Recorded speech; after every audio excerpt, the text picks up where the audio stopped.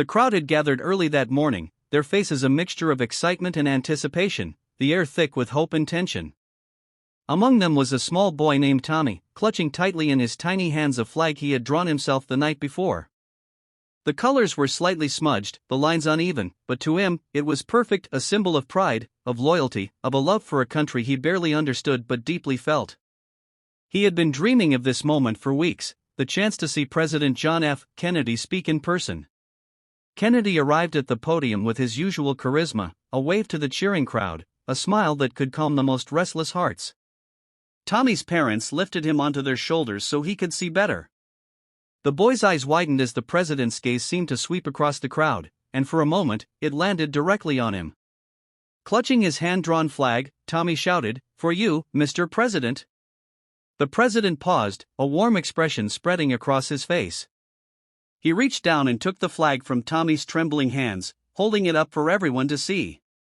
"This is incredible," Kennedy said, his voice carrying over the cheering crowd. "This little flag is a symbol of what makes our country strong, the courage, the hope, and the dreams of our youngest citizens." And then Kennedy did something remarkable. He didn't just continue with his prepared speech. He spoke from his heart, turning what would have been another political address into a historic moment of connection. He talked about responsibility, about the power of one individual to inspire change, and the importance of nurturing young minds so that the future would be brighter than the past. He spoke about courage in the face of adversity, using Tommy's flag as a metaphor for the small gestures that can ignite movements. The audience was captivated. Even journalists later admitted that their pens hesitated, as if the words themselves demanded reverence. Kennedy spoke of unity, of reaching across divides, and of listening to the voices often overlooked: children, ordinary citizens, people who quietly worked to make their communities better. He reminded them that history was not only shaped by great leaders but by small acts of courage that ripple outward, touching lives in ways we often cannot see. After the speech, Tommy's flag was pinned to Kennedy's jacket, a personal token that the president promised to keep with him.